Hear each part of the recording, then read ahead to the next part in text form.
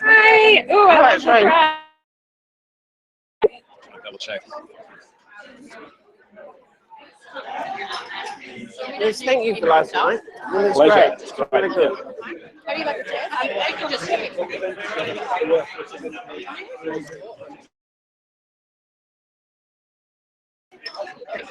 I was at 3 of you. I thought 2 of them were going first. Oh no. So who's going first? Is it Randy? No. What's that? No, BBN. Yeah, BBN's first. Because I can give audience. Yeah, why don't you do that? We'll do that, and then with the questions, we'll just. Yeah. Okay. Okay, I'm gonna. Yeah. Yeah. Okay. Oh, actually. Yes. Right. So, do you want to look at the slides? I'll sit on the corner and I'll just move the chair so I can see. Maybe we should see. Or we could sit a little bit towards this end. Maybe, yeah. Hi. Hello, how are you? They're making you work. I know. It's We're just going to terrible, make it so terrible business. It was a great buzz from yesterday's conversation. So Yeah. going deeper now. Yeah. When it's for the fourth chair for the, I'm going to put the VR goggles on a fourth chair. Okay. You're going to put what? The VR. We want us to put our VR goggles on another chair. I thought a We chair, have the stool. fourth person could be the. Oh, you know, we can't give away a Why chair. don't you just put them down on the floor? Yeah. I mean, I just don't know. I've gone in here. Here, let me sit down. Where- I'll get out right. Right, You we're sit going in to the put Bill. You sit in the middle. Yeah? Yeah. Okay. In the middle. Are you going to start? Yep. Yeah.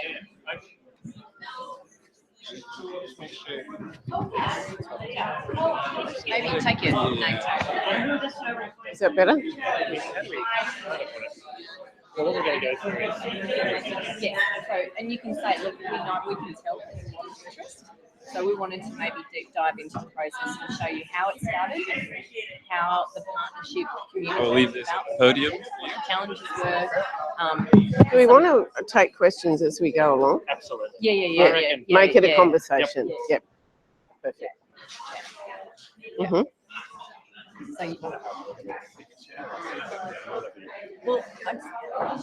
well, I need to be able to see the screen, so I'm kind of focused So you're on it clicking. this way. So I'll Ladies and gentlemen, if you could take your seats.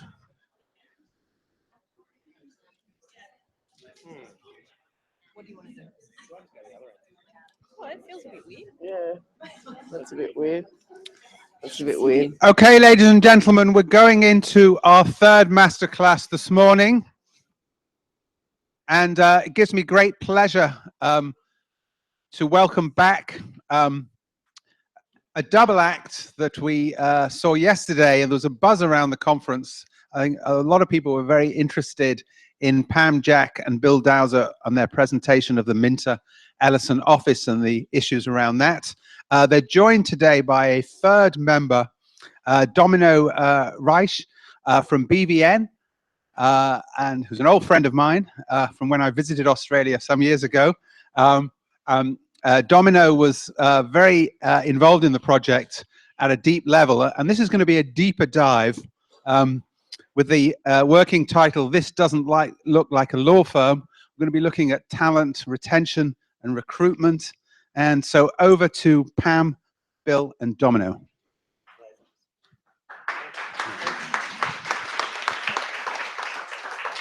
Thanks, Jeremy. What we want to do too is that I think from the last session, it's seen that people actually want to be quite interactive. So we're happy to take questions anywhere in the process of this. So please engage with us. And I think one of the things we're sort of doing a little bit of a quick tap back to see how the process worked, because how the process of actually delivering the project. Because you've got to remember that when we started this project, it was in a very different place, and then it's actually some of the planned things and some of the things that weren't planned that actually helped us in the process. So the point was the case for change. which is where they came from, which I think is really important to understand where Minter's came from. Now, I have to just clarify that the paper fountain there is not actually at Minterellis. That's what it felt like. But all of the rest of the photos are the befores of the workplace that we had in 2014 and up to May 2015. So it was very cluttered. It was very old-fashioned. This office up here, this belongs to a planning and environment partner, or did belong. He was probably one of the recalcitrants in the partnership. As you can see, he had his own particular style for his office, and he continued in that fashion. And so some of you who work with partnerships, you will recognise that partners sometimes a law unto themselves. And that particular partner came into his new office and proceeded to hang up his suits on a number of stick-on hooks that went on the glass. So it's not all perfect. Yeah, I spoke about this yesterday, that the process we went through was one of necessarily engaging with both partners and staff quite extensively, and BVN helped us do a whole lot of investigation and some studies around how we were using our existing premises. We went through an examination of with a whole lot of sort of paralegals and various people, mainly partners' children, who undertook an observational study. And from that, we realised that we were actually in our offices less than 50% of the time. But I think it's fair to say that there was a real appetite for change.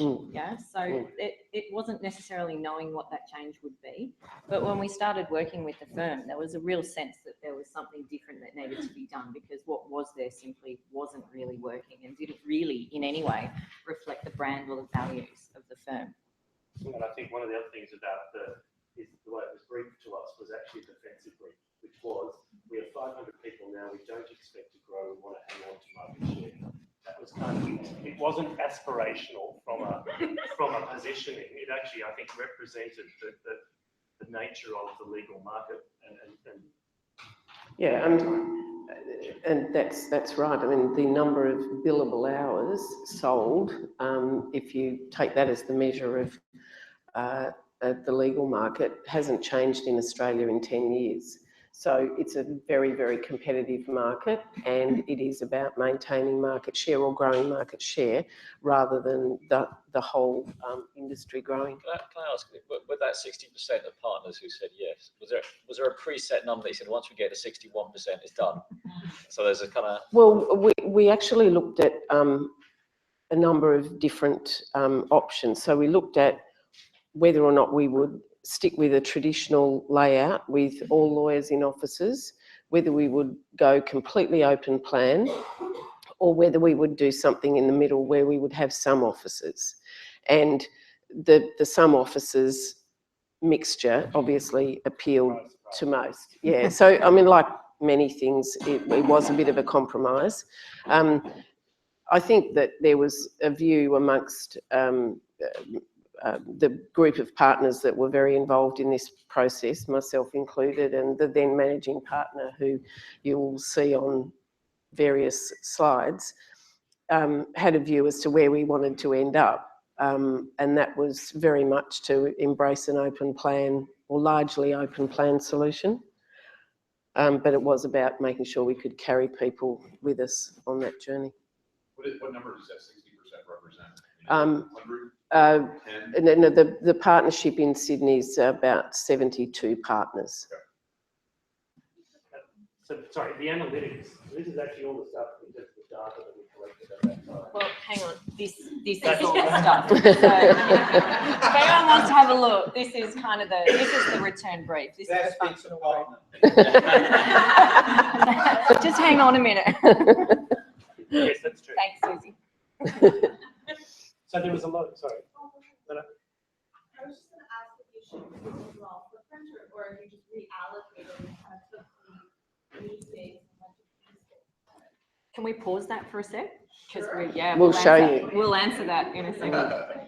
So this is as Bill said, this is just some of the data that we started collecting. We observed, we talked, we briefed, we surveyed, we really got in terms of spending quite a long time immersed in the business and understanding what the requirements were, but not just asking what the requirements were, because I think everyone recognises you ask a question, do you need an office? 90% of the time you'll get an answer that defines why they need an office. Just talking to that. Sorry. And so we observed. So asking a question will always give you an answer, but I think you need to observe the space and how it's working. And one of the things that we found was that the spaces were empty a lot of the time, so they weren't really doing what people wanted them to do. And while we did that, we started looking at what building, in terms of base building options there were. So when we started with Minters, they hadn't selected a base building to move to. So it really, oh, it says push. Oh, okay. So we looked at several different options, and one of them was actually staying in the tower that they were in, and a refurb, one on the left. Governor Macquarie Tower, which is the second one there, was another one with a kind of a traditional model of kind of a centre core, and in Australia an average size floor plate of about 1,000 square metres, which is I think about 10,000 square feet. And then the second and the third one, the second one was an older building that was being redeveloped right in the centre of town. And the last one there was an enormous floor plate in a kind of a regeneration area of Sydney in what's called Barangaroo. So it was a really different, new, very contemporary style of building. And we analysed them. And one of the things that in reflection, looking back now, when we actually recommended, we can have a look, and I've highlighted in yellow there, the two worst performers that have red boxes being bad are, not surprisingly, the current building and then the one that they ended up going for. But we'll tell you why that is in a minute. So we'd actually recommended one of these towers. This is a rendering. They exist now. They didn't exist at the time. They were just ideas. And it was taking several floors in one of those buildings. But it was a very, very big floor-plated building. So this whole, and we were subscribing to the idea that a big floor-plated building would be good for community. But I think that what's been interesting is that and it was actually said yesterday, somebody brought it up in one of the about a large floor-plated building breeds collaboration. And I think we've got to the point where you can challenge that. One of the things about these towers at Barangaroo, this is really developing a new sort of financial district on the western side of the Sydney CBD. And we had extensive discussion with the partners about this selection of building. And the view was from a number of people in the partnership that they just didn't want to go to this area, partly because it was an entirely new area. It was unproven as to whether or not it would have the sort of brand that the partnership thought that it needed. And I think, it's still a bit of a question as to just exactly how that area will develop. There's still a lot of construction work going on down there. The access is a bit tricky. So with that sort of resistance from the partnership, even though our consultants recommended Barangaroo, we ultimately said no. So we were then back to looking at other options. And then you got an offer from the building that we'd actually discarded. They got an offer that was the rent was so good that it was an extraordinary deal. So we got a question which was, can we do this in under 12 months? And I think we were given 18 hours to respond. Is this possible? We said yes. Yeah, sure, whatever. It's like, whatever, okay. Sorry? No, this is actually moving into an existing building, which is across the road, which is the one we said was not a great building. And if I can quickly ask, had you guys been selected go all the way through at that point? Or did the Yes, yeah. Yeah. So this is the building that they eventually moved into is part of two towers. You might recognise the taller one. It's the one that was in the Matrix film that was filmed in Sydney. And they're two beautiful buildings, and they're about 20 years old, and they were designed by, they are fabulous buildings, but they're very much in a kind of a 1990s kind of a model. Square floor plates, centre cores, really prestigious end of town with lots of other law firms in the area. But that's what it looked like inside. So these are pre-demolition photos. And the tenant, the space that we were taking over was the New South Wales state government. So the Premier of the state and his officers and many of the ministers from our parliament in New South Wales occupied the space. And it was horrendous. It was, and in fact, it was, when we first visited it and when it was first offered in this selection process, our partnership committee went and had a look, and we just dismissed it. It was just so awful. It was so cluttered. There was no sense of view. It was an old fit out. The tenant had been there since the building had been built, so they'd been there for 20 years, and we just went, no. It's very hard to see the potential. Funny that. So at that point, we really had to get our skates on. So we were told, 11 months, this is the building, what can we do? And so the first thing that we did is, as we do with many of our projects that are aspirational in nature and transformative, is we sat down and we tried to develop a set of project principles, really some guidelines to help decision making that everybody on the project reference group could refer back to. So when we're making a decision, you might do X, you might do Y, which one fits these principles? And so we developed some, Mint has developed some, and the crossover between the two when we kind of came together and figured it out was really quite strong. So we put this in front of the steering committee every week for a year as we were going through the design, just to refresh and remind what we're all here to do.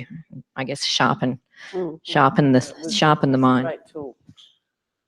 And this was starting to look at sort of how with this new hybrid model, how you start to look at we create office or smaller spaces that were actually located in the core, where we actually provided the heart and where the stair actually went. So the stair actually became a really important part of the circulation. One of the things we looked at doing, which the core used to have a throughway that came here, we actually blocked it off on this side, so that everybody has to circulate around and come back through the communal space before you get to the elevators. So it's kind of just remodeling the sort of movement pattern in that place. One of the decisions, when we took the decision to have this hybrid model, we decided that we'd provide enough offices for all of the partners to have an office. So, but one of the principles around those sort of issues of well-being and natural light and flexible was that all of the offices would remain on the core and none would be on the facade. So that was a real sort of planning principle right from the beginning. So we had to very quickly, given the time constraints, start to look at where the big elements in the tenancy would be. So we were looking at an 8-floor tenancy, and we wanted to, the existing model of reception floor, client floor, was that it was on the top of the stack in the old building, and it was that hermetically sealed legal client floor where, it's a whole floor of meeting rooms, no one works there. You kind of got the internal corridor with the meeting rooms on the outside sharing the windows, but as a result, you kind of walk down and you need to find, room 20 or something. In fact, they weren't even numbered that way. They were just given old partner names. So you were told you were meeting in the Page room or the Minter room. The Minter room, Mr. Minter. And you're kind of looking at every door as you're walking down this corridor with no clues. I think they were alphabetical, but we only figured that out right at the end. But it did get into the idea of having, and this is something that we've done with a couple of legal firms, which is actually either putting the client at the centre, so actually realising that you're actually about serving your client, and whether you wrap the workspace around it. So that's actually, even though that's a vertical drawing, it's really about how that can work. And this is actually the one we did land on, and it was mainly, there was a few reasons for that, but about the lifting, the elevator tracks in the building. Yeah, and some practical issues about, where the kitchen would go and stuff like that. So it's interesting that you say that it was you designed an aspirational, you designed a budget, and kind of the two tend to. Were budgets discussed? Because when you sit in front of certain partners and say, "Can I punch loads of holes through this building?" but you get a variety of reactions generally. So it was about aspiration in a sense. We want to create something, a vision that's very different. Yeah, but then we sat down with some cost consultants. We talked to them about what we could do. So we, generally worked out a budget on a per square metre basis.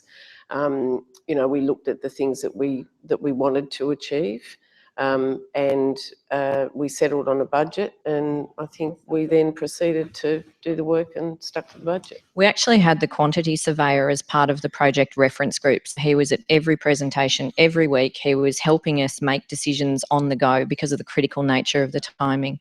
So we actually got draw it, cost it, cut it in half, which is, kind of awful and time consuming. We're actually able to design to the budget in real time. Yeah. So looking at how that would work, if anyone's interested, these are the 3 floors that the client areas are focused on. So you can see from the coloured bubbles that all of the client facilities are focused on the right-hand side of the floor, which had the better views. The Opera House, if you want to know, is straight up the top of the page. And the Botanic Gardens and looking out to the Sydney Heads, where the Sydney to Hobart yachts race on New Year's, is out to the east, out to the right-hand side. So the strategy was to put the main reception where all clients would arrive on the middle of those 3 floors, level 40, which is the second highest floor of the tower. There are only 41 levels. And the reason was because we felt that it was really important to bring clients in at a place where there was an up and a down, so that they could feel like they were immersed in the space and really exposed visually to the workings of the organisation and the culture. And then the fine dining and the kitchen was put on level 41. So that's a kind of more of an executive area with a lot more private meeting rooms up on 41. 40 was full of functional rooms, multi-purpose rooms with mobile walls, can be configured. I think there's 5 rooms that are about 20 people capacity, but you can open all 5 rooms up and get, 150 people in cocktail mode. So really functional space. And then the floor below 31 was really a new kind of space, an entirely different kind of an idea. And it was one where it was shared, and it was designed to be a shared workspace, collaborative space, really, in the truest sense, not owned by anyone. It was for staff to use. It was for clients to use. It's for clients to come in and spend time not in a meeting, but in a casual sense, in a work sense. They're welcome to stay, bring a laptop, connect to the wireless. I think what we might, if we keep moving, but the thing about that staff area is that we actually went out and actually interviewed the clients. So we actually asked for the top 5 clients. We went and interviewed the top 5 clients and asked them what they wanted to see. And what was interesting is that they'd now their headquarters had actually been moved out of the city, a lot of them. One was our major airline carrier, who are now near the airport. One was a big telco that was actually out at a tech park. So what they were saying is that if we had a place in the city that we could work during the day, so it was actually saying, almost looking at a co-working model of a space as a client being able to host and let people use it even if they haven't got a meeting. And the idea is if the building was sticky like that and you had clients hanging around, then there'd be other interactions that would happen with other lawyers.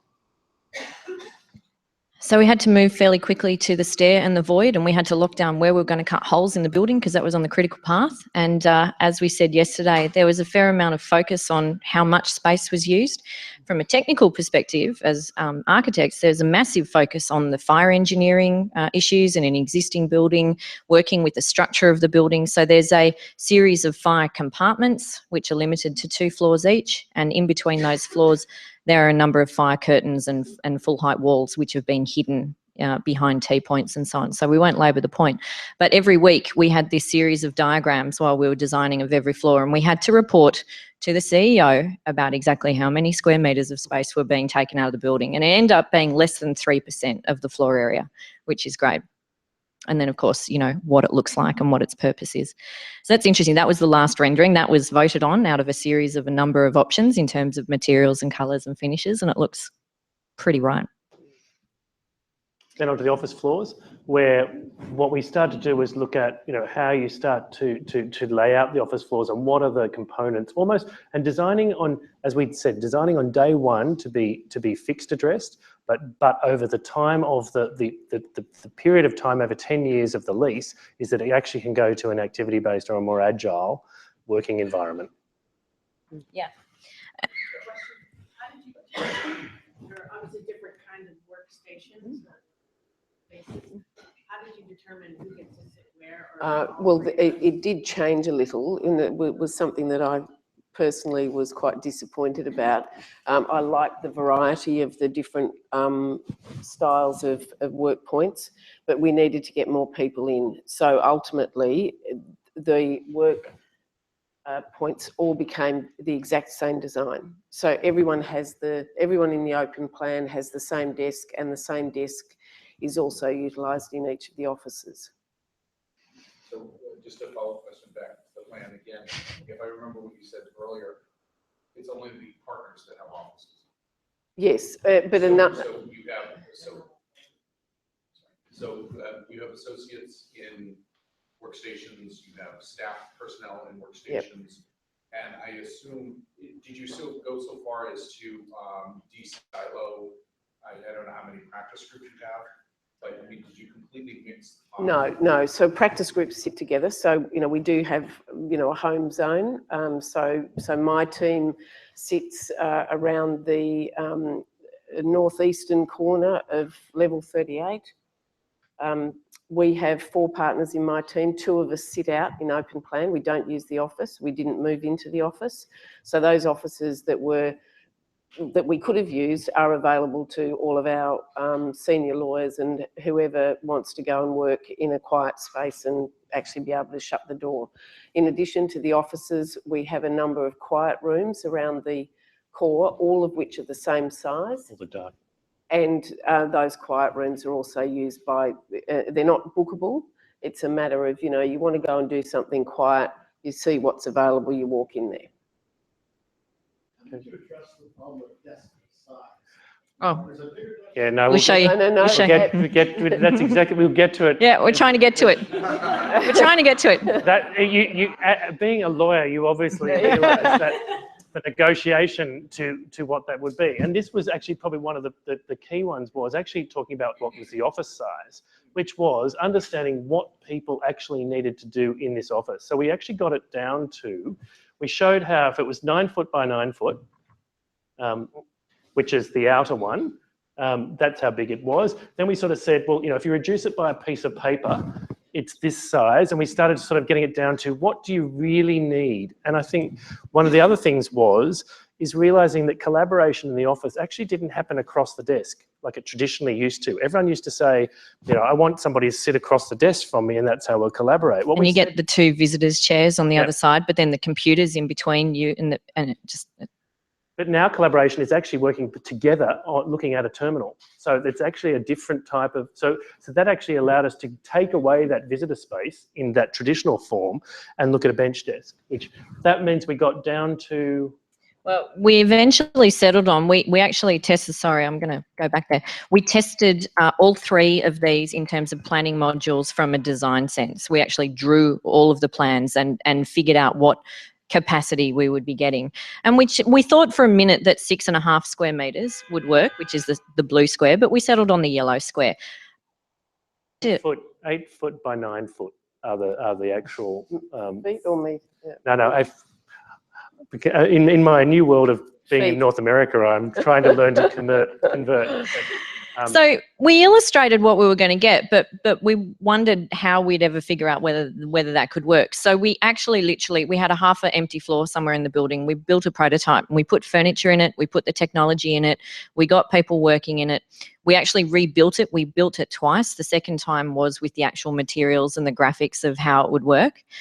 But we also... And test acoustics. So one of the big things for us was actually getting it acoustically tested, which we worked with this one, but we have worked with Arup on making sure that we've actually got the right acoustic separation in any of these spaces. So if you've got a door, it works. Well, I might just add, in our old premises, in every office, there were at least 2 or 3 large steel-built cupboards for filing. We went through a huge paper reduction program, and the goal was that we would have, when we moved, an allowance of 3 lineal meters per person for storage.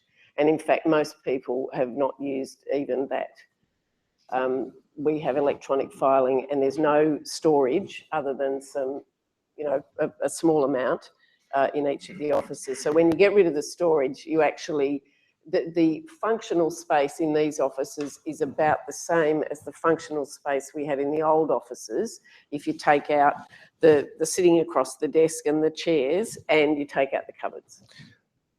Foot desk, basically module for everyone, which includes, so there is no difference between partner and what are traditionally called staff. So we have to kind of fly through this a little bit now to get to the end, but we were very concerned about acoustics. So this is a kind of an indicative section from the core to the facade on the left, and the idea of the offices being the enclosed zone with the ceiling, and we extended that ceiling out to the corridor in between where the guy's standing. We extended the carpet out as well, so we actually put the soft surfaces where we knew there'd be a lot of movement and circulation. Carpet are in the corridors. We carpeted the corridors, and the rest is actually in the workspace is polished concrete. Yep, and we've got multiple sizes. So ultimately, and I think the key number here is that there were about 100 spare spaces in the tenancy in the open, which actually then allowed the partners to choose when they moved, if they wanted to sit in the open or in the room. And that question you're asking about, what is the space saving? Well, it's about 35,000 square feet.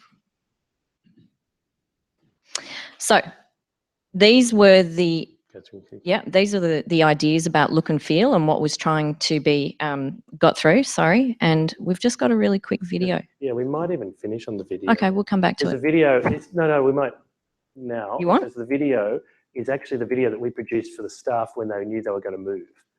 So,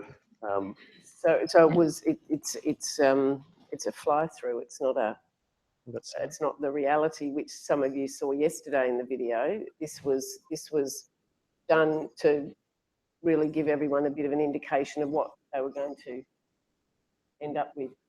So this is kind of what we produce in-house as part of what we're working with.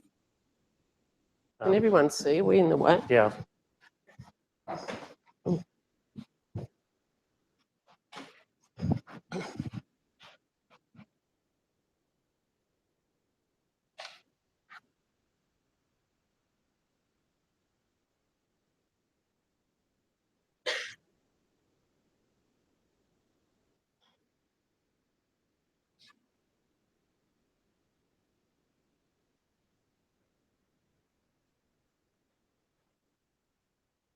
So it's narrated by the managing partner.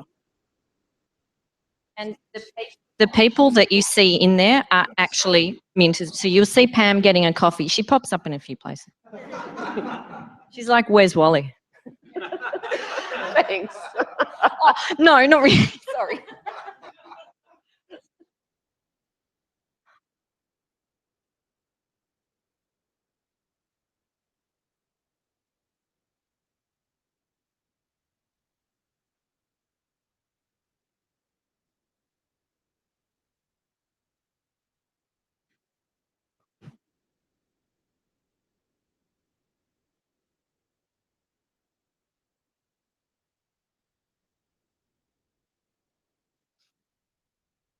Cheers.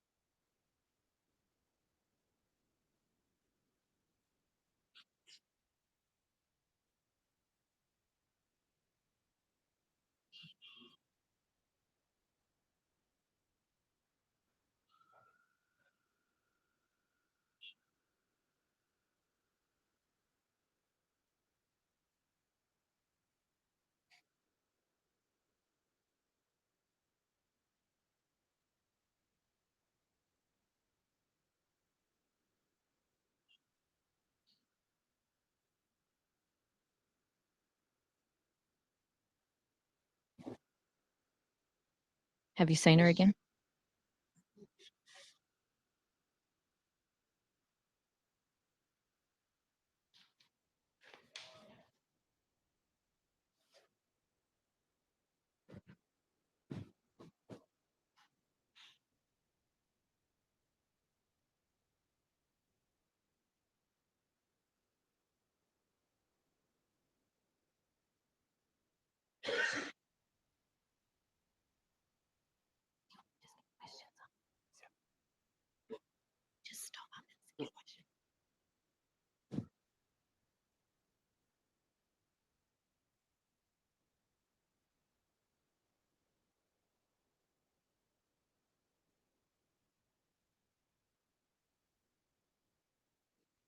it was early days on our fly-through technology, but that's it. Thank you.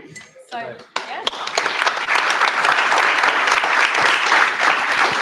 yeah. Thank you so much to BVN and to Pam from Minters. I've never seen a firm of architects who flew in their client from Australia. Never seen them work the client so hard. You've been a very good sport, and it was nice to go deeper into the project. So, guys, thank you very much indeed, and we'll move on to our next session.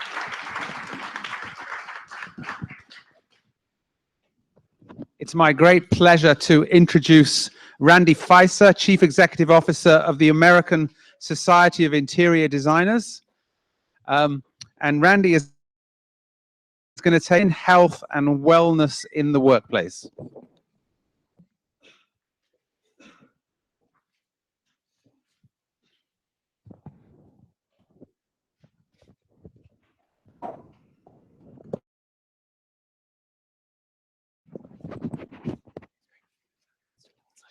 Yep.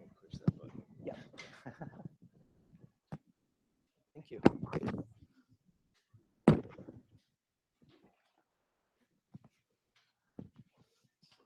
So thank you all very much. This has been a fascinating discussion. I love, this brings a lot of my worlds back together. I spent a decade of my life working in consulting firms, doing large-scale organizational transformation work, so working on the people side of change.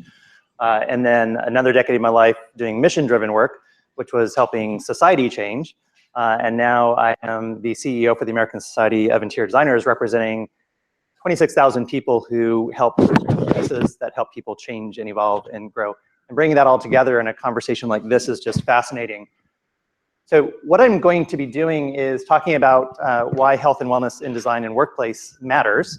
So we're going to go through some elements of what's the problem and why are we using workplace as a place to talk about health and wellness. And then moving into, well, what's the business case for that? So how does that translate into dollars and cents for a business and why they would want to make this investment?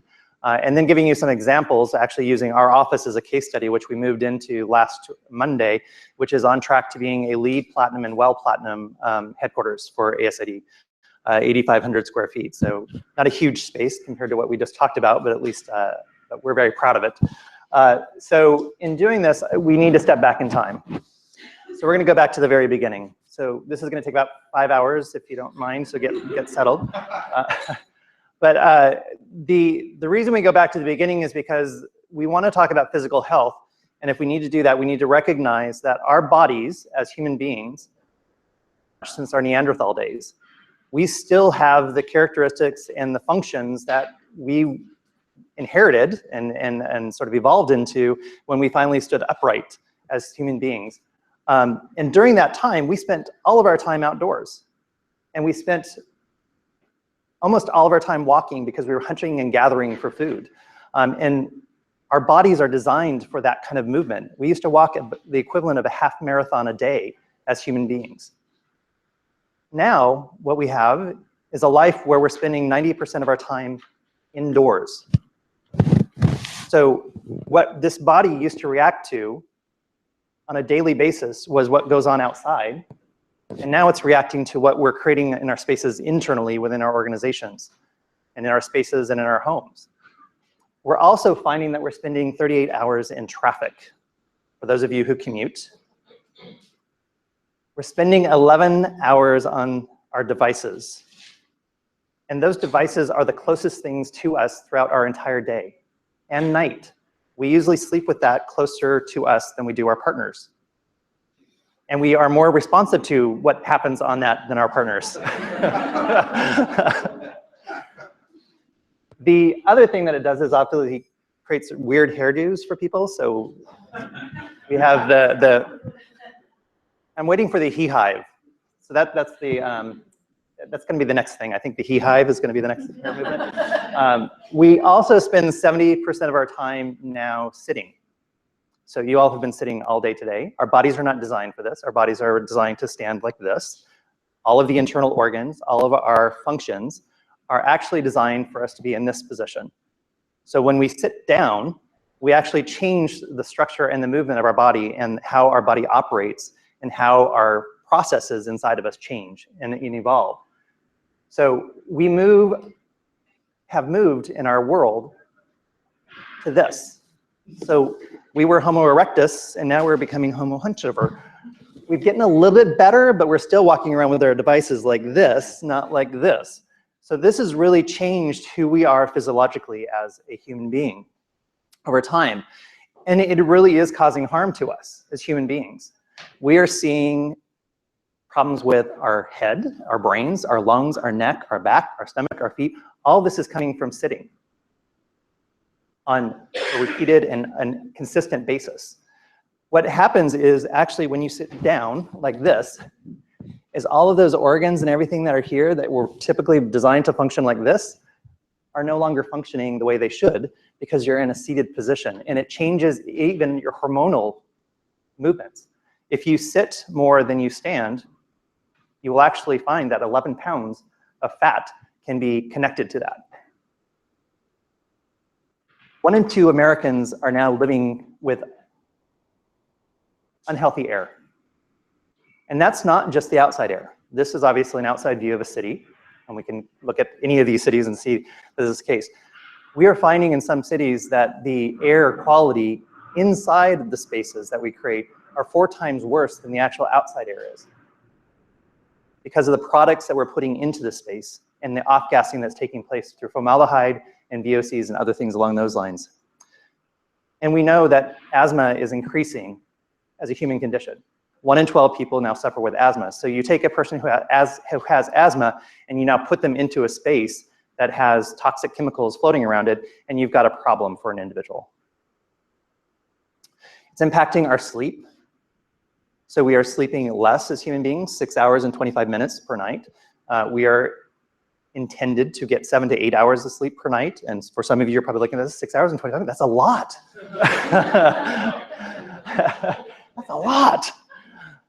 So the problem with that, though, is that our bodies, again, when you're in your sleep cycle, there is a whole host of hormonal and things that our body is doing to recover from our day's work, that anytime you shorten that, you're shortening your body's ability to do that. And again, weight gain is another area where you can begin to attribute. The more less you sleep, the more weight you can potentially put on, and it all goes right here. We have increased stroke risk for our lower sleep levels. It leads to obesity, diabetes risk, memory loss, damage to bones, cancer risk, can hurt your heart, and it can actually kill you. So we're not talking about something that just is, we should be thinking about this and, oh yeah, I need more sleep. No, it really does change who we are as human beings and our cognitive functions and our ability to process and think. So if you're thinking about your businesses and you want your people to be performing at the top of their ability to think, to make rational decisions, to be innovative, all that kind of stuff, all of that is now compromised by these environments that we're creating for ourselves. And in fact, what we're seeing, and this is the sad part of the whole thing, we're gonna move to a positive element around this. But the Congressional Budget Office is also predicting that healthcare cost is going to be the largest rise for us as a country. So that's a United States, obviously, look at it, and this is our national debt. But this is a global problem. This is not just happening in the United States, this is happening around the world. We are watching our workplace, and this is where we're gonna connect it into our conversations here, as the place where many of these things, from the time that you start work and start your employment in your life, to the time that you leave your employment period and you age out, that all of these risk factors have increased in your life. So cardiovascular disease, diabetes, hypertension, cholesterol, obesity, all of these have increased. Low physical activity goes up. Smoking actually does peak for a little bit and then goes down, but that's probably the only positive story that we have out of that. So what we really need to get into is a conversation about health and wellness and well-being. And one of the things that we put out as a premise is that health and wellness is not just the absence of disease.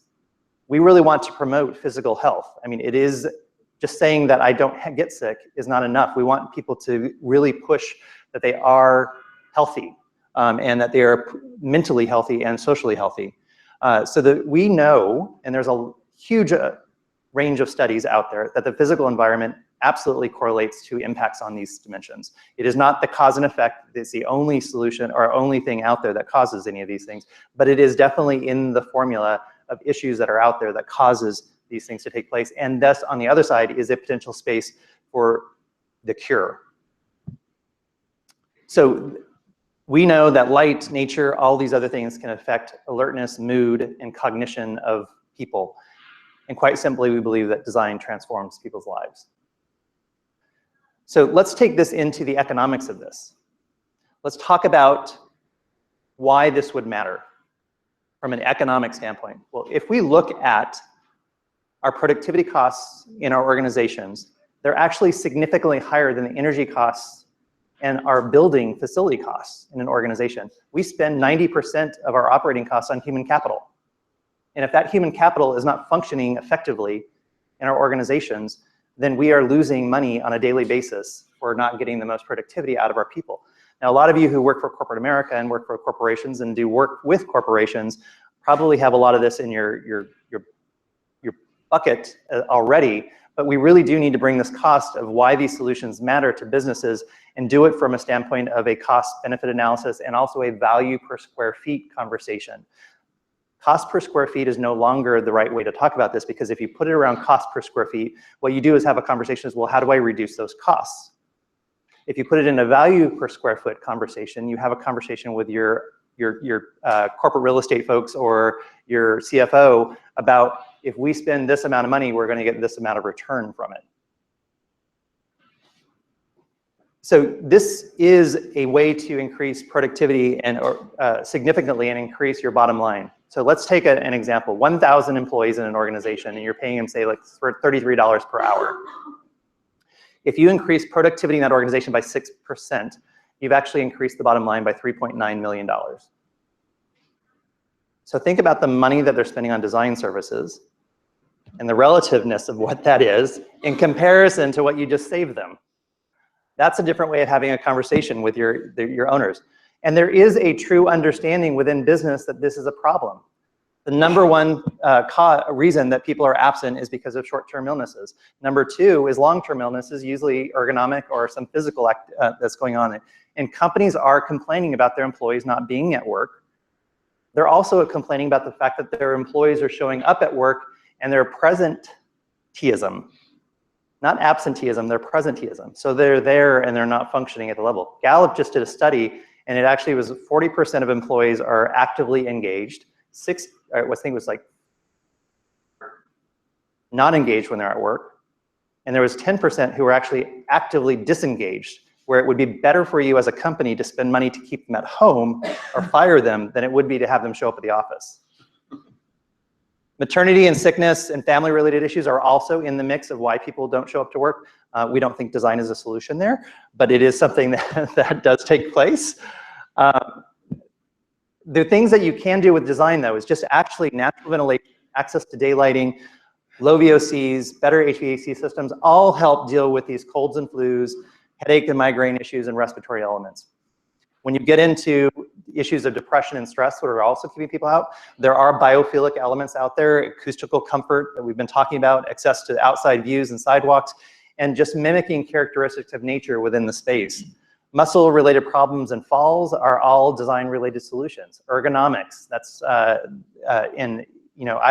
actually, ASID's headquarters, before we moved into it, we were in a WeWork facility. And one of the things I can say is furniture selection around ergonomics was not necessarily the highest priority for them. And we did have staff that actually had significant problems because of working in the office on a large number of hours, but with equipment that was not necessarily ergonomically effective. So what happens when this does? Well, again, in our surveys, we found that companies who are designing with health and wellness in mind are actually seeing their healthcare costs reduce. They're seeing their occupant productivity go up. They're seeing their employee satisfaction and engagement levels go up, and they're seeing their absenteeism go down. So there is a good correlation between these solutions and actually creating these outcomes and the bottom line impacts of that. So let's transition this into a conversation. And I was told to kind of run quickly through these so that we could actually get to Q&A. So we're actually going to do our case study really quick for our office. And we are using our office as a living laboratory. So we actually have a PhD on staff from Cornell University, and she got a PhD in interior design and human behavior. I don't know how many of you knew that you can get a PhD in interior design, but you can. And she is doing part of the study with outside folks as well. So we first went through the process of envisioning what our future workplace would look like. And as you can see, health and wellness was #1 on the top of the list. We also looked at work styles, flexibility, sustainability, resiliency was another area of conversation that we wanted to have as our climate change issues are beginning to create more demands on what we do about keeping people safe when things happen. But this was the list that drove our design decisions for the office. We also wanted to be a LEED Platinum office. So LEED, many of you are very familiar with, and we also wanted to be a WELL Platinum office. WELL is a new standard that came out in a year and a half ago in October. It is a standard that looks at air, water, nourishment, fitness, comfort, and light as a way in mind, as a way of designing the space, and you have to hit gates to get through those to achieve the Platinum status. And it is about, not just about the design, it is about actually utilization. So you actually do need to have protocols in place and a culture that supports the design of the space in order for you to achieve that level of status. So this is where the office began to look as we were going into it. We wanted to support various work styles. We have a completely non-reserved space, or you can reserve it, but a non-dedicated space to anybody, including myself. So I do not have an office. I come in and I choose a place to work based upon my work style for that day. Most of the time I'm on the road, so I'm not there. But we wanted to go from left or right to left on your side, from the most public of space to the most private of space as you move through the office.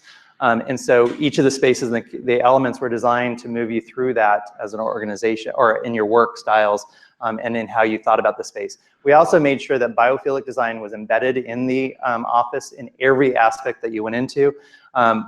For those of you who are not familiar with biophilic design, it is taking nature and bringing it into the built environment. So it's the nature. There's 14 principles that we followed. They fall under 3 categories to keep it at the high level. It's the nature in the space, nature analogs, and nature of the space. So what you're doing is either bringing nature in, physical, water, plants, other mechanisms, giving people access to natural light. Natural analogs are when you give reference to things that go on in nature within the space. So having a wood surface that has a lot of the wood grain exposed is showing you that's still a natural element. And the nature of the space is the design and the flow of the space and how we as human beings, back in the days when we were Neanderthals and out in the wild, how we were stimulated by movement through space. And so with that, you can see these different touch points. I know it's very hard to see, but this is where we had references to biophilic design throughout the entire space we're going into. We were also very concerned with light and the impact of light on our circadian rhythms, another component that affects sleep and body movement. So we designed a circadian lighting system for the space. So the actual lights within the space change color and temperature throughout the day as if you were outside. So if you think about light going from blue to red and eventually to purple, our space lighting will actually migrate through those color changes throughout the course of the day. And it is, we just actually finished that yesterday. So we had a whole session with our lighting designers on what circadian rhythms do to your body. And it is quite exciting. So when you walk into our space, so we're gonna go through a couple of these visuals. I would bring pictures of the space, but we haven't yet published our outcomes, so they're embargoed to be real pictures, so we are gonna do renderings, sorry about that. But this is how you enter in. So unlike a traditional office where you would actually have your glass doors sitting on the hall, the line, we actually allow a vestibule for people to enter in. We actually have Alice, who speaks with either an American accent or an Australian accent, who greets you. It's a virtual receptionist. So when you walk up, she motion senses you and understands that you're there and tells you that who can she help you to access within the space. And then you push a button and that calls that person and they then come get you. The other thing is the lighting of this area as well as the height and the angles are all designed with biophilic in mind. There's a sense of compression when you immediately walk into space, which gives you a sense of safety. You also don't have access to all of the views of the entire office. So with that inability to see the entire office, there's a sense of excitement and discovery of what's going to happen, which triggers all these dimensions in your brain and psychology. It again is bringing your mood up versus down when you enter into the space. As you come around the corner, you begin to see that the hallway is sort of not a straight path. It actually is a sort of winding path with long and short views mixed into it. The space to the left is actually going to be a material connection library that we're going to be having in the space. So there'll be several thousand innovative materials that people will come in. I call it a design petting zoo. And then to the right is our conference room, which the blue carpet is looks like a pool of water. And you will actually have that sense of water. Again, natural, or the things that you would experience in nature would be ideal. But when you can't do that, you can actually give nods to nature in a space and get those things out. This is our cafe area. And again, even the light and the natural elements that are built into this give you that sense of nature and biophilic design. And then you move into our opens area. These are all sit-stand desks everywhere in the office. Everybody has access to the window line for access to light and nature. Huddle rooms there. And then if you go farther back, you get into the more quiet spaces and rooms. So again, completely unassigned. We've centralized things as was talked about in the previous design so that people actually have to move. There are no trash cans at any desk. You actually, if you had trash, you have to get up and go use the trash. So you're moving consistently throughout the day. And all of these things are going and sort of pulling us back from the days when everybody was measured on seat time. And it was like, how much time was your butt in your seat? And was it 12 hours? Was it 14 hours? This is really saying that the more productive you want your employees, the more you want them up and moving and coming back to work, not consistently sitting there all day, because there's a cognition and all the other things start dropping the more somebody sits and doesn't have anything to do, similar to what you're probably experiencing today. So with that, I want to open up to questions about the office and all of these concepts. There's a lot more we could go into. I still like to have the picture of the fat guy. Obesity is always good to have up here because I feel much better about myself when I have him up here. So I'll put it on that. That's true. Now I'll move forward. But anyway. Okay, Randy, thank you very much indeed. Really good. A great capture of We time for a couple of questions, a couple of comments. A really good capture of all the kind of well-being aspects. Sorry, I'll go around here. Hi, we're hiding from each other. I'm Mark Eggleston with Cisco. You talked a good bit about productivity and the measure of productivity. We're wondering what factors do you use to actually measure productivity? It tends to be very difficult. Yeah, it is actually one of the core elements that I think most people are struggling with. There's different dimensions for us. We actually had a study we did with Michigan State University, another one we did with Cornell University. So one of the pre-occupancy evaluation elements that we used was a biometric feedback tool that actually tracked people's progress as well as their engagement in conversation and even tonality of conversation that they were having in the office, because we're obviously a knowledge worker economy. And we're using that as one dimension. The other dimension is another study that we did, which looked at innovation in the organization and new product development and other types of things. And we're going to be looking as a total organization, are those things beginning to change over time? So are we becoming a much more productive workforce? And then you go back to some of the elements that have been traditional, which is absenteeism. Are people showing up to work? So if you had an average of 6 sick days per year, are you dropping to 5 and are you dropping to 4, which at least means they're there. And then there's ways of looking at the engagement around things. But I think it's very different for each organization, depending on the types of outputs you have as an organization and what productivity really means for you as a company. And that's where I absolutely holistically believe that design and HR and facilities need to be an integrated team and talking about those exact same things for a company so that you're all on the same page about what do we mean by productivity for us. Okay, gentleman there. Some of the other service providers you work with, they all have yes. big resources to tap into. Yep. It must have been an eye-opening experience for you and the members that you work with. It was, you know, it was interesting. Because of our research on the industry and changes, we were driving a lot of this conversation and telling our design teams to say, you know, we don't want the workplace of the future as it's being designed now. We literally want the next iteration of this. So we want to be a living laboratory of what's going on in the future. They were excited to be able to have the opportunity to kind of push their own boundaries as design teams.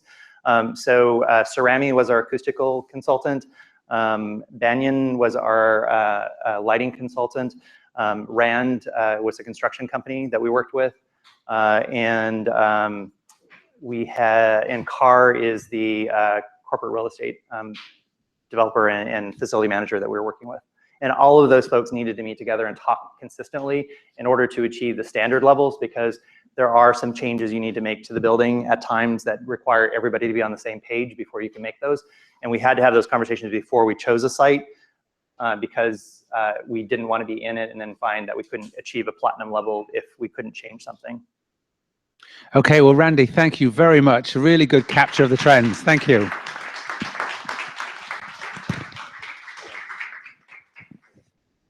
So, to conclude our masterclasses today, I would like to invite for our final session before there's going to be a fireside chat, and we will all want you to join in.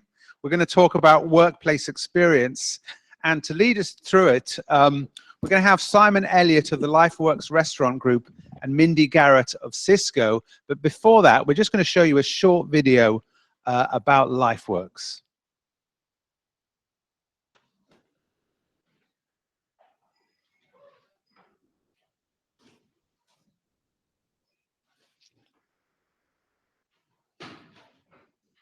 Which is coming any minute.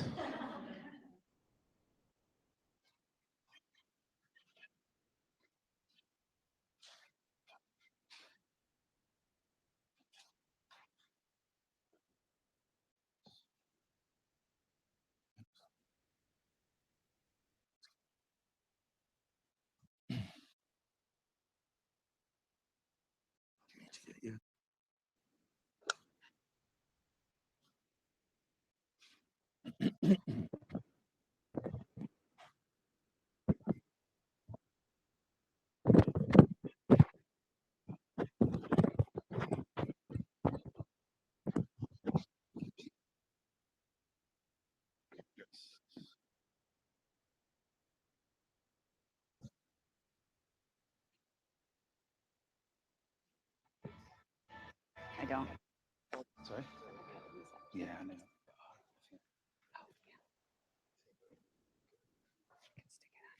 Okay. Simon and Mindy, if you want to kick us off with a few comments, go that way so you don't trip over the wire management here.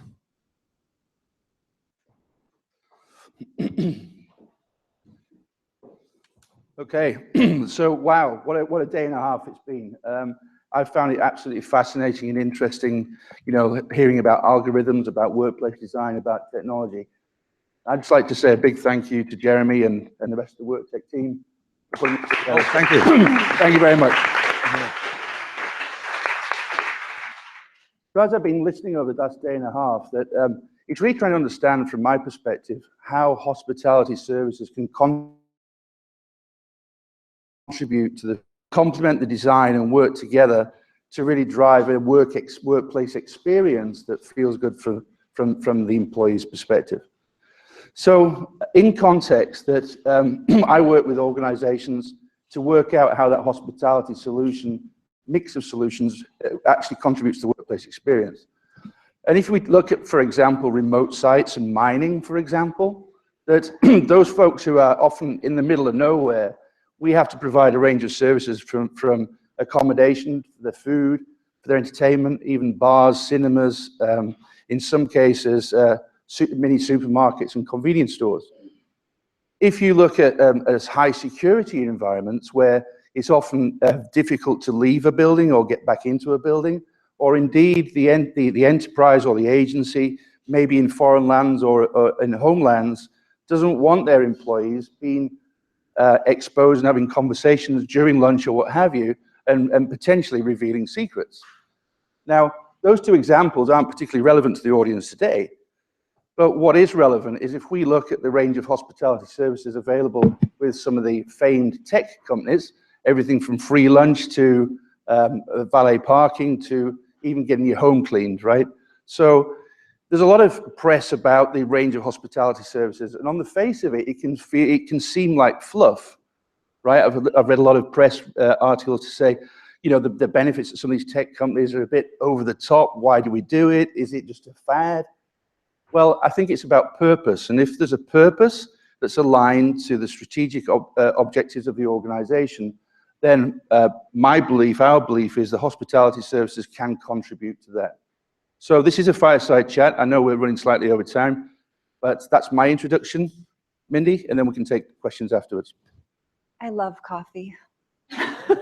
I love coffee. So I work for Cisco, and a lot of people wonder, you know, what is Cisco doing here? We're a technology company. And I started my career in technology, but about 10 years ago, I started selling technology, and I was in IT, so I sold to IT. But the market has changed so significantly with the advent of the cloud. The cloud allowed people to consume self-serve, on-demand, pay-as-you-go. So that allowed HR and facilities and different folks to go out and procure what they needed because they could get it in a consumption model that was not terribly expensive, and they could buy for their departments. So as a result, 10 years later, what we're seeing at Cisco and what our competitors and other people in our space are seeing is that budgets for lines of business have grown. So facilities and corporate real estate and HR and everyone outside of IT has a lot more power to make their buying decisions. So some smart person in Cisco decided that we would start to sell into those lines of business. But we're a technology company, so when you know, we want to talk to somebody in HR because we have a business outcome approach that is relevant to them, they will say, my IT guy's down the hall. I don't know why I want to talk to you.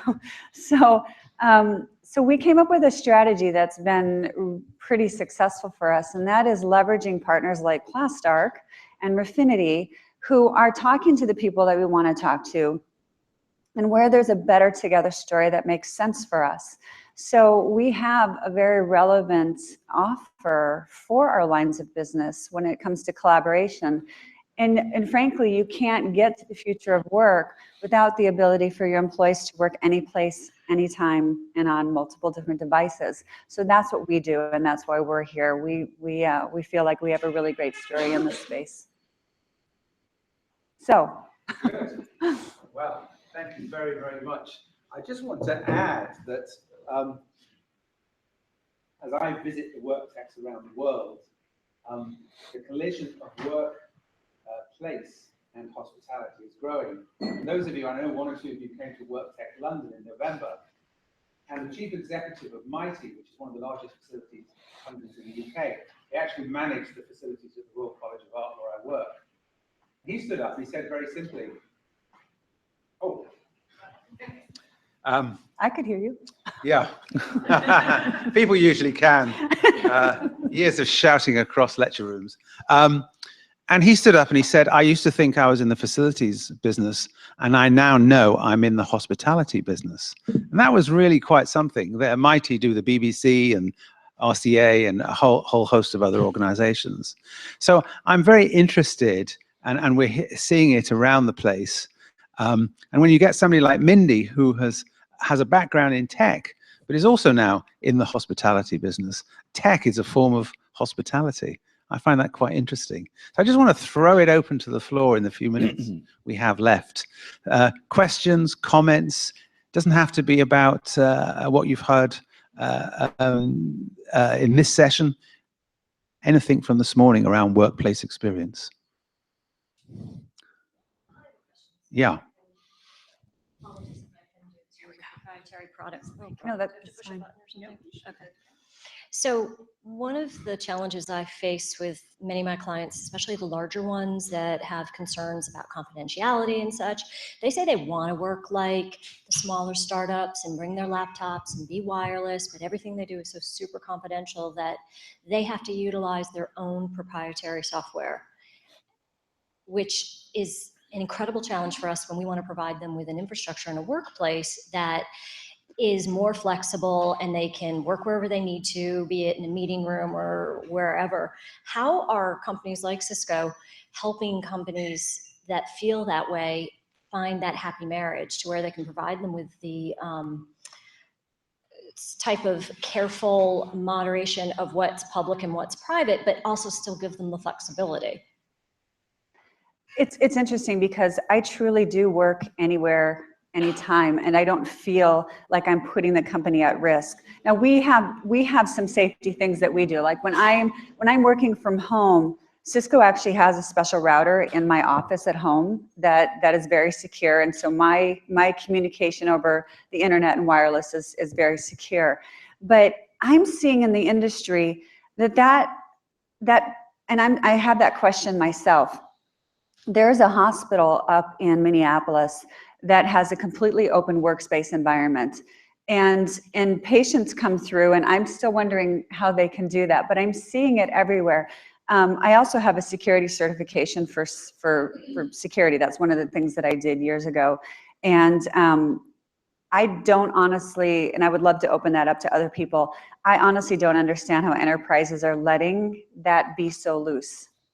I shudder sometimes when I see it. So I don't have a good answer. Mark, I don't know if you have a better answer. Mark's in our services organization, our advanced services. It's evolving. It's an evolving piece. A lot of new technology that's helping with this, helping people be able to be mobile and yet secure at the same time. I do think that there are an interesting conflicts between the open spaces that we've been talking about, like this space, where you have people standing around in rooms with potentially intellectual property that they have either on the monitors or drawing up on walls. And you begin to ask, what's the difference between that and some of the virtual information security, electronic security? So it's a matter of being aware, being conscious of what you're doing, and then applying any safeguards to be fine. But I do believe that the technology is going to continue to evolve as with risk. So, Yeah. Okay, more comments and questions? Or are we all exhausted after 2 days of brain food? Yeah.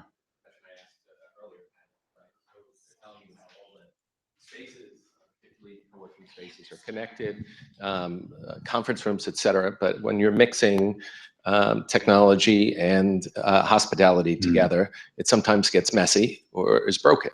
So where are you finding the latest technology to alert you when something needs to be repaired, taken away, fixed? Or are you all on separate platforms? And that means the facility manager has to have 4 or 5 of these apps going on at the same time. So let me start on that. So what are we seeing changing in terms of the services, first of all, and how we deliver those services and the combination of tech and hospitality? If I take an example as a start, as a typical lobby, the days of uniform security guards are moving to a more hotel lobby experience where it's not barriers and reception desks, but it's tablets and greeters and hosts, right? Using the technology to connect with the meeting that's in the building or book a meeting room, right? And having that hospitality intertwining with the workplace experience. So that's one part of it. And the second part is in terms of the technology, it is very sort of there's pockets of data around the building, around the enterprise, right? So how can we get that into a big data scenario so we can understand what that data is and what it means, right? In terms of the connectivity between the different parts of the hospitality workplace experience that we're doing work with clients currently, And I think there's a really big opportunity here where a client has probably typically more than multiple buildings, possibly multiple states, possibly multiple countries. That's a platform where it can manage the process from the moment an employee wakes up in the morning to booking a car parking space when they get there, to pre-booking their coffee, to getting a fitness session at lunchtime, and really how technology can wrap around the whole workplace experience. So that's breaking this new. Is there a particular company doing it? There are a couple of companies trying to get there. It's a bit of a holy grail, and I think that there's an opportunity there for somebody to take, like Cisco perhaps, to take the mantle and to chase such a platform. So many of the clients that I work with are very interested in getting to that place because how technology and hospitality can ease the rigors of modern life and make the experience far superior. Yeah. Question for Cisco here, and Jill Sunshine. I was the former head of corporate real estate at HP, and when I was touring the world and looking at some of my sites in Bangalore, I was lucky enough to visit your facility. I was so impressed with how Cisco was using Cisco technology in the workplace, not only for employees, but some of your healthcare and giving people in remote parts of India access to a doctor. So I'd love to hear a little bit about your strategy for, we called it at HP on HP, but for maybe Cisco on Cisco in the workplace and how to really further that. And that kind of goes to the gentleman's question over here too, because if you walk, and this is not pervasive in every office, we don't have it in Austin yet, but if you walk into any major Cisco office, you'll be greeted by a virtual concierge. And it's the funniest thing, because the first time when I was hired, by the way, I was hired without ever meeting a person in person at Cisco. Everything was done over telepresence, which, by the way, if you're thinking about ADA, Americans with Disability Acts and HR policies, that's outstanding because they saw me from here up, and I wasn't even on telepresence at the time. But you walk into a building and there's a virtual concierge that you think is a video. I remember saying, "Are you real?" Because he's like, "Welcome to Cisco. What can I do for you? What are you trying to find?" And it was like, it was so nice to not look at a map or try and find a directory. And so we use our technology, and that video culture is so pervasive with us that I can't even imagine like not having the video. And everywhere you go, it's very consistent. And then when you walk into the building, I'm sorry, I'm my throat is dry. When you walk into the building, we have what's called a smart and connected spaces, and it's what's great about it is that it's a map of here's the floor, and then it will tell me based on my predefined settings where my friends are. So when I go into the building, I know where they are, but then I can book a space next to them. Because I'm home office, I don't have a location anywhere in the United States. And if I decide to have a private telepresence room, all of my settings are automatically there. So my phone number transfers there and my personal information. So that's how we do it internally. And I forget when I visit other companies how different it is for others. Did that answer your question? Yeah, thank you for that. I mean, I think what's interesting is that you really want, people who are expert at tech to provide the tech, people who are expert at coffee to provide the coffee. Yeah. And the problem in the workplace is facility managers who are probably more interested in tech have had to provide the vibe, the experience, the food, the drink, and they do it terribly. Right. And, let's bring in the experts like, Simon's group who actually know about hospitality because they run restaurants. And we all know that traditionally you've had to leave the office and go to a restaurant if you want to conclude a business deal, because that's in a more convivial setting that is more democratic and more shared. That's where you reach the trust in order to in order to make that deal. What we're seeing now is a new generation, and we saw it very clearly with the BVN case study, where we saw through the deep dive the level of research and the level of thinking. They are producing a convivial setting, which looks more like a restaurant in certain aspects. Those views out over Sydney Harbour. And just taking one slice of that in terms of the coffee, it's a very emotive subject, a hugely emotive subject. And one of my clients, they moved from Starbucks to some lesser, cheaper nasty brand of coffee about 5 years ago. And 5 years later, it is still a huge issue within the organization. And they're a huge organization, right? So, you know, to your point there, Jeremy, about the facilities folks managing something that perhaps, you know, needs a lot of expertise and a lot of focus. It's a very high touch point. The hospitality industry is a very high touch point, right? So that example of perhaps penny pinching has a huge effect on the morale of the organization. I told Simon I wanted him to find a way to be able, you know, the world is working anywhere, anytime. I want his coffee at my house. Make a big agreement with Cisco to pay for the coffee and just send it to my house. Can I just bring in Philip Ross, who's done a big study on food and drink?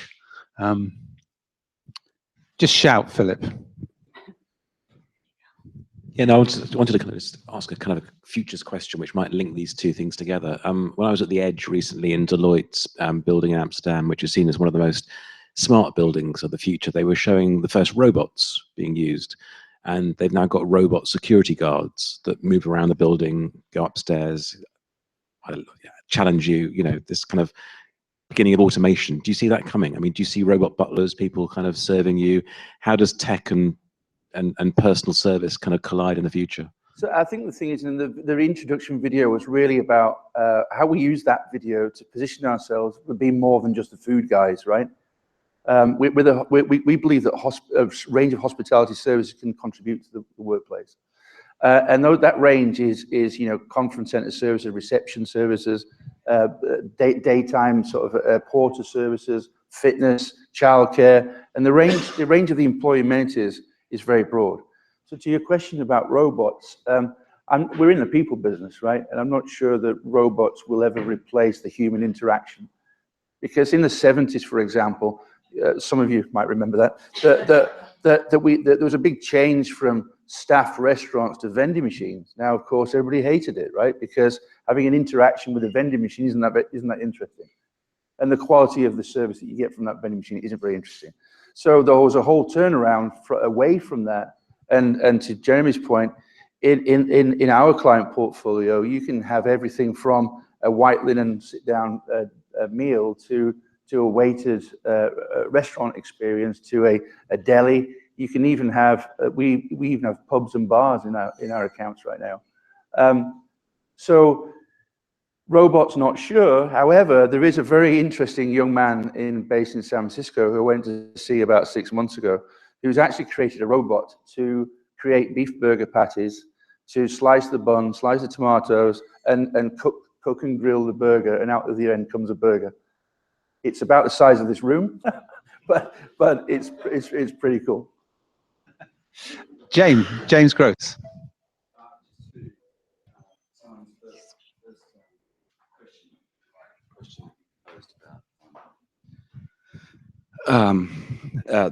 What's the relevance of or how can hospitality become more synthesized into the whole workplace conversation?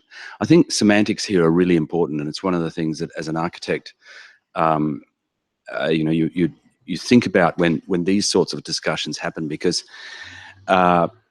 in many enterprises we take words and change their meanings, and we use community and collaboration and so on. And I think that one of the things that we don't talk about, which as architects we are always focused on, is that things become very removed from the essence of what we are as humans. And the talk about tech and all that sort of stuff and robots. I think this is a comment, really. I prefer to think that that the family is a better analogy than the community.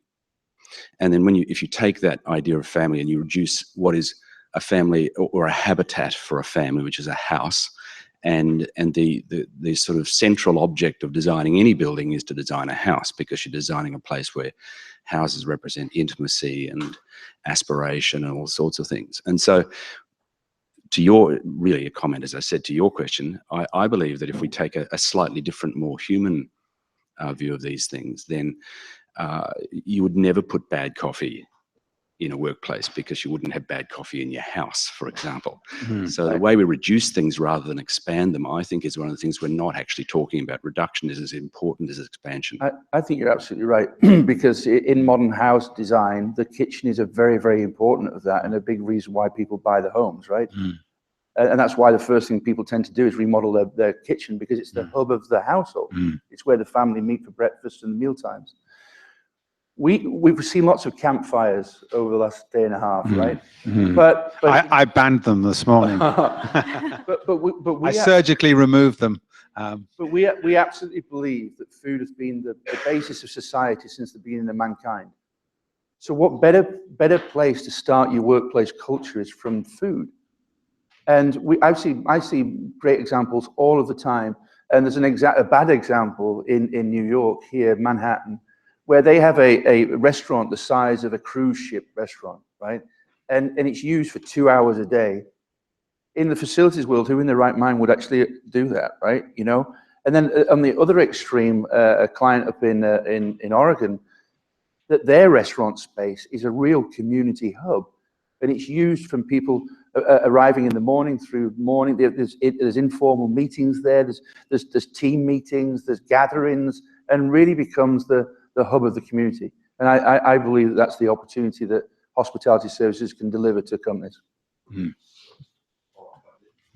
Frank Lloyd Wright used to say that the hearth is the centre of the home. Mm. And Bill and I, probably our first workplace project together, we had a client who said, "Where's the fireplace in a multi-story workplace?" And we scoffed and smirked, you know, because we were architects and we didn't do things like that. But in effect, what she was actually articulating is the point I was trying to make, that in effect, the most powerful thing is the sort of human relationships, not necessarily, you know, all the other stuff that goes around it. Yeah. Absolutely. Yeah. Well, I think that is a really good note on which to end, the analogy of the home and family, because I think that over the last couple of days we have, I know that last year we talked a lot about kind of well-being and health, and we remember it being memorably described yesterday as the WD-40 for faulty processes.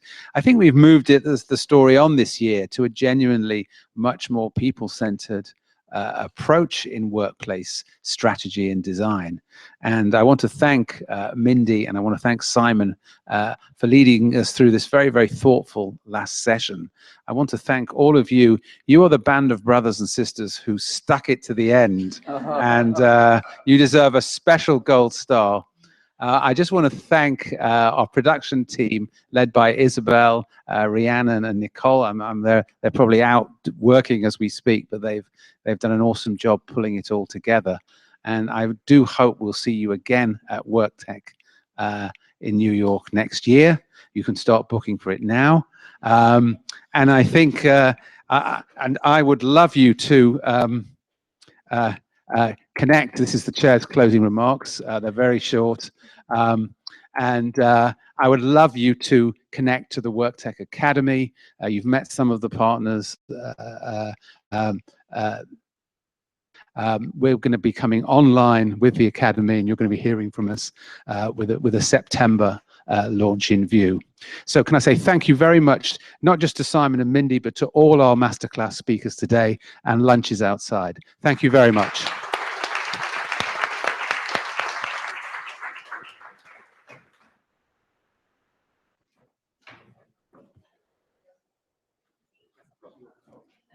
Thank you so much. That was really great. Thank you. Thanks, Jeremy. Really well structured, well put together. I forgot to thank you for the graveyard shift. No, you did great. So I have a view. Steve Bailey, thank you.